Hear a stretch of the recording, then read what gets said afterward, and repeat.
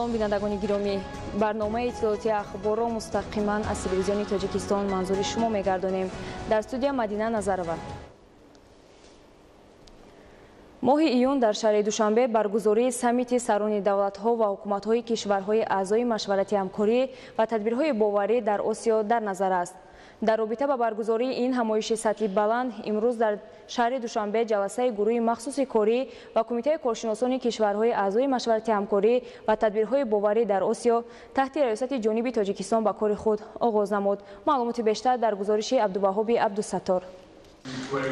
дар ин ҷаласа коршиносони кишварҳои аъзои машварати ҳамкорӣ ва тадбирҳои боварӣ дар Осиё дар баробари муҳокимаи 5 самти ҳамкориҳо дар доираи ин созмони минтақавӣ ба монанди низоми сиёсӣ, муқовимат ба чолишҳо ва таҳдидҳои замони муосир, иқтисодӣ, башардӯстона ва муҳити зист, ҳамзамон фаъолияти тадорукот ва муҳтавои саммити сарони давлатҳо ва ҳукуматҳои кишварҳои аъзои машварати ҳамкорӣ ва тадбирҳои боварӣ дар Осиёро ки моҳи июни соли равон дар шаҳри Душанбе баргузор хоҳад шуд, мавриди таҳлилу баррасӣ қарор доданд. ба таъкиди коршиносон ба оҳдаи Тоҷикистон вогузор гардидани раёсат дар машварати ҳамкорӣ ва тадбирҳои боварӣ дар Осиё барои солҳои 2018-2020 эътирофи нақши муассир ва мавқеи созандаи Тоҷикистон дар раванди ҳамгироиҳо дар доираи ин созмони бузурги минтақавӣ аст.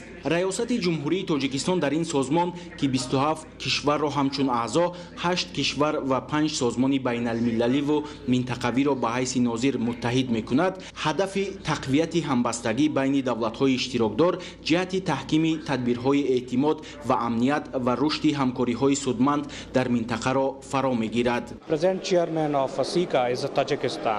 ҷумҳурии Тоҷикистон раиси машварати ҳамкорӣ ва тадбирҳои боварӣ дар Осиёро имрӯз бар ӯҳда дорад.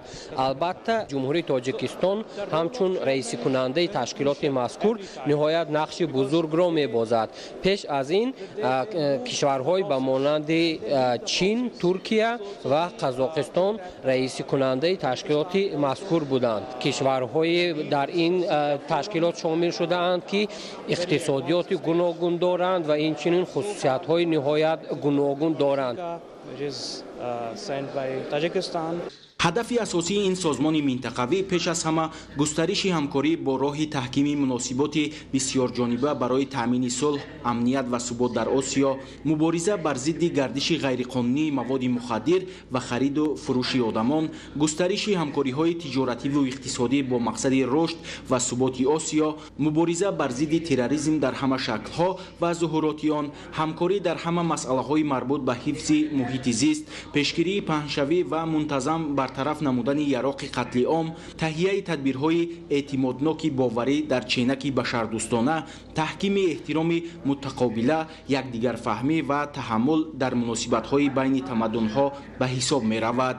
5 ченаки фаъолият аст. ин ҳарби сиёсӣ, мубориза алайҳи хатарҳои муосир, иқтисодӣ, экологӣ ва инсонӣ. дар ин ҷода албатта кишварҳо мутасадди ҳастанд ки дар дораи ин 5 ченак чорабинҳои сатҳи байналмилалиро бо иштироки 27 давлати аъзо доир намоянд ва масъалаҳои муҳими мубрами ҳамкориҳоро мавриди баррасӣ қарор диҳанд. ҷумҳурии Тоҷикистон дар зерченаки соҳаи туризм масъул мебошем ва албатта дар оянда пешниҳодам шудааст ки дар ин ҷода ҳам ягон чорабинӣ баргузор мегардад. ёдовар мешавем ки машварати ҳамкорӣ ва тадбирҳои боварӣ дар Осиё ки дар он 27 кишвар аъзо, 8 кишвар ва 5 созмони байналмилаливу минтақавӣ нозир мебошанд, соли 1992 таъсис дода шудааст ва тибқи муқаррарот ҷаласаҳои сатҳи баланд дар доираи ин созмон дар давраи муайян ва дар қаламрави яке аз давлатҳои аъзо баргузор мегарданд. Абдуваҳоби Абдусаттор, Ҳафизуллои Саъдулло, Ахбор. дар шаҳри Душанбе дар доираи иҷрои дастуру супоришҳои роҳбарияти мақомоти иҷроияи ҳокимияти давлатӣ новобаста аз боришоти зиёд хадамоти дахлдор шабонарӯзӣ фаъолият намуда барои тоза намудани роҳу гузаргоҳҳо ва кӯчаю хиёбонҳо аз барфи зиёд тадбирҳои зиёд меандешанд. Самадар Искандарзода мавзӯъро пайгирӣ кардааст. баробари оғоз гардидани барфрезӣ аз нимаи дуюми рӯзи 13 феврал дар доираи тадбирҳои андешидаи роҳбарияти мақомоти иҷроияи ҳокимияти давлатии шаҳри душанбе, кормандони муассисаи давлатии нигоҳдории роҳҳои автомобилгарди 4 ноҳияи пойтахт бо беш аз 160 техникаи соҳавӣ барои тоза намудани роҳҳои ҳудуди пойтахт аз барф сафарбар гардиданд. бо мақсади дар фасли зимистон дар вақти бориши барф таъмини бемамонияти ҳаракати нақлиёт мо нақшачорабинӣ тартиб додем. захираи маводҳои зидди лағжиш мо захира намудем ба миқдори 3200 тонна намак ва 1000 метри мукааб хун захира намудем. айни замон мебинем мо дар майдони дӯстии халқҳо назди муҷассамаи шоҳ исмоили сомонӣ қарор дем. айни замон корҳо идома доранд. мо боз ҳаракат мекунем то маъшидани барф. мо тамоми қувва ва матонати раёсата сафарбар мекунем ки дар ҳаракати нақлиёт ягон мамнуият эҷод нашавад. барои дар фасли зимистон таъмин намудани ҳаракати мунтазами воситаҳои нақлиёт дар шаҳри душанбе, муассисаи давлатии нигоҳдории роҳҳои автомобилгарди 4 ноҳияи пойтахт муваззаф мебошанд. дар тобеияти муассисаи давлатии нигоҳдории роҳҳои автомобилгарди ноҳияи сино 241 км роҳ, дар ноҳияи шоҳмансур 206 км, дар ноҳияи фирдавсӣ 156 км ва дар ноҳияи исмоили сомонӣ бошад 195 км роҳ мавҷуд мебошад. имрӯз ки барф боридааст, имшаб аз 55 техникаи махсуси барфрӯбӣ ва маводҳои зидди лағжиш махсус гардонида шуда, аз ин адад 28 техника бо тамоми таҷҳизотҳош баромадааст. ягон камбудӣ нест. зимистони имсола ва боришоти зиёд дар пойтахти мамлакат шаҳри душанбе собит месозад ки ниҳодҳои дахлдор дар ҳолати хуби омодагӣ қарор доранд ва сокинон бо нақлиёти ҷамъиятӣ таъмин ҳастанд. ин ва дигар тадбирҳои андешидаи роҳбарияти мақомоти иҷроияи ҳокимияти давлатии шаҳри душанбе буд ки давоми 2 соли охир ҳамагон аз хизматрасонии беҳтари нақлиёти ҷамъиятӣ дар пойтахт баҳравар буда, дар ҳама фасли сол ҳаракати мунтазами нақлиёт бо истифодаи имконоти фароҳам овардашуда таъмин карда мешавад. айни замон барои тоза намудани барф боришоте ки ҳозир барф борида истодааст 46 адад техника барои коркарду барои тоза намудани кӯчаҳо, барои бо маводи зидди лағжиш коркард намудани кӯчаҳо сафарбар карда шудагӣ мебошад. барои гаштугузори воситаҳои нақлиёт ҳозир ягон хел монеагӣ дар ягон кӯча нест. тавре ба ҳамагон маълум буд, солҳои қаблӣ дар шаҳри душанбе сокинону меҳмонон дар фасли сармо бинобар сабаби саривақт тоза накардани роҳҳо аз барф ба мушкилиҳои зиёд дучор мегардиданд. вобаста ба тақозои замон ва фароҳам овардани имконияти созгор ба сокинону меҳмонони пойтахти мамлакат, давоми 2 соли охир аз ҷониби роҳбарияти мақомоти иҷроияи ҳокимияти давлатии шаҳри душанбе чораҳои зарурӣ андешида шуда, дар ин самт муваффақиятҳои беназир ба даст омаданд. дар баробари ин ронандагони воситаҳои нақлиётро зарур аст ки дар доираи талаботи қонунгузории соҳаи нақлиёти мамлакат амал намуда ба қонуншиканӣ роҳ надиҳанд, зеро дар аксари ҳолат дар фасли сардӣ бо сабаби риоя накардани қонунҳои амалкунанда ва қоидаҳои ҳаракат дар роҳ аз ҷониби ронандагон ва пиёдагардон садамаҳои нақлиётӣ рух медиҳанд. вобаста ба ин аз ҷониби роҳбарияти мақомоти иҷроияи ҳокимияти давлатии шаҳри душанбе марҳила ба марҳила ҷорӣ кардани таҷрибаи пешрафтаи ҷаҳонӣ, ворид намудани техникаи муосир ва дигар тадбирҳои тақозокунандаи талаботи замонии муосир аст ки имрӯзҳо сокинону меҳмонони шаҳри душанбе ба ягон мушкилот рӯбарӯ нестанд. самадар искандарзода, баҳодури қурбон, ахбор.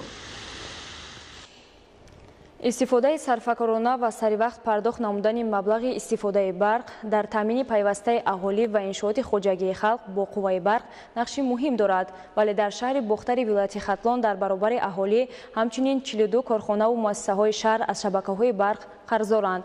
қарздории умумӣ дар шаҳр 74 миллион сомониро ташкил медиҳад. гузориши хабарнигорони мо.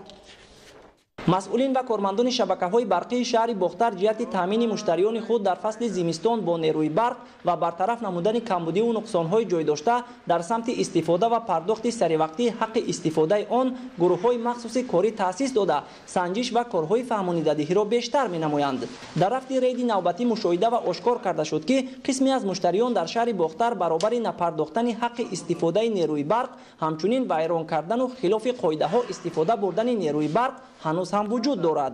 متاسفانه در بسیاری حالت‌ها مشتریان ما برق را استفاده می‌برند و برای پرداخت آن در بسیاری حالت سرکشی می‌نمایند و بهانه‌جویی می‌نمایند. چطوری که می‌بینیم حسابگیری‌های برقی مشتری معیشتی در داخل حجره می‌باشد.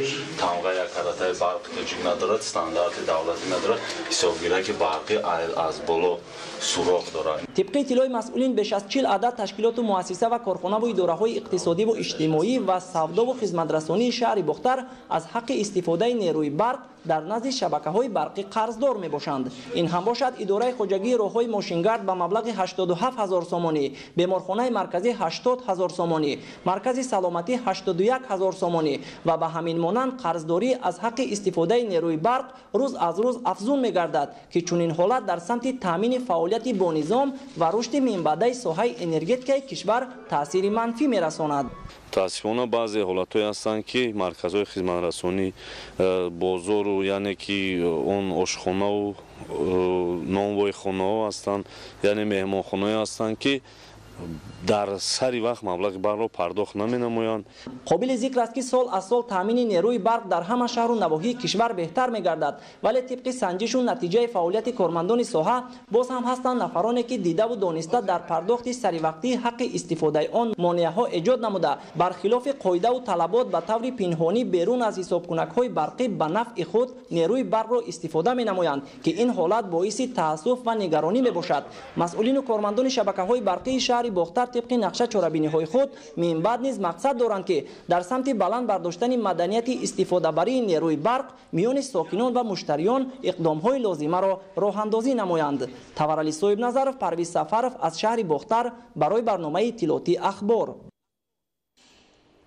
در ناحیه کوشانیان با مقصد سهم گذاشتن در تامین امنیت اوضاع‌خواری و دسترسی هرچی بیشتر اهالی به محصولات نیاز اول، خواجگیداران توجه خاص ظاهر نموده با استفاده از گرمخانه‌ها در همه فصل سال بازارهای داخلی را با محصولات تر و تازه تامین می‌نمایند. از ناحیه کوشانیان عبدالرزاق عزیز گزارش می‌دهد. در دهات نوبهار ناحیه کوشانیان تشکیل گرمخانه‌ها برای رویانیدن سبزوات بروقتی چندان معمول نبود. 2 سال پیش رهبر خوجگی دهقانی سلیمان شفایف با دستگیری حکومت جمهوری تاجیکستان و تشکیلات وابسته به استفاده زمین گرمخانه تأسیس داد. در سال اول نتیجه مهنت در گرمخانه ها قناعت کننده بود. استفاده تجربه پیشقدم و شرکت سهامدار زمین در مشورت های سطحی بین المللی باعث گردید که با اصول جدید پرورش زراعت سبزوات تر و تازه استحصال گردد. گرمخانه های حدود دهات نوبهار ناحیه کوشانیان از دیگر گرمخانه ها تفاوت دارد. در اینجا اصول آبیاری قطرگی و هم توسط پاشیدن صورت گرفته وابسته بر رشد علم و تکنولوژی تخمی های بلند حاصل را مورد کارکرد قرار میدهند. سال سوم است که در گرمخانه خود پامیدور و بادرینگ کشت میکنیم. بسیار حاصل خوب به دست آوردیم، حاصل خوب جمع آوری کردیم. aynı zaman پامیدور چخیلی که به شما معلوم است پخته تیار شده است. سال گذشته از همین گرمخانه ها تا 5 تن حاصل پامیدور به دست آوردند.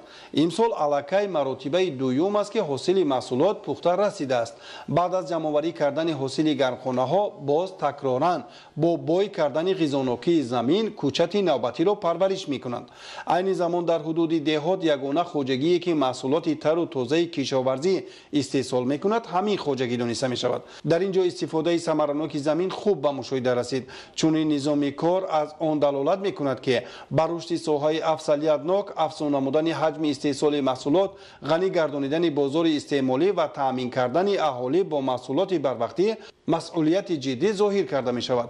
در حدود خوجگی هر پارچه زمین کارم هدفناک بهره برداری می گردد.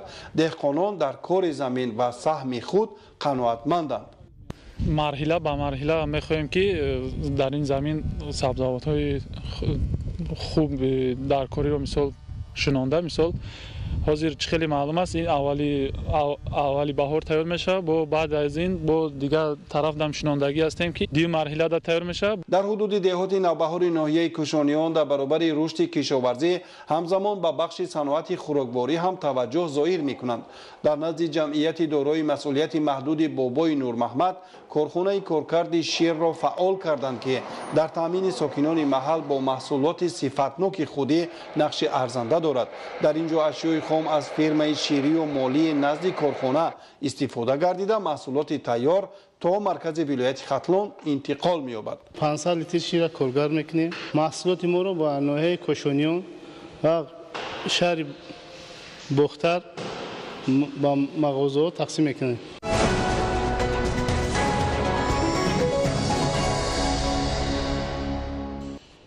бинандагони гиромӣ, дар ин ҷо барномаи иттилоъоти ахбор ба анҷом расид. хона ободу сарбаланд бошед.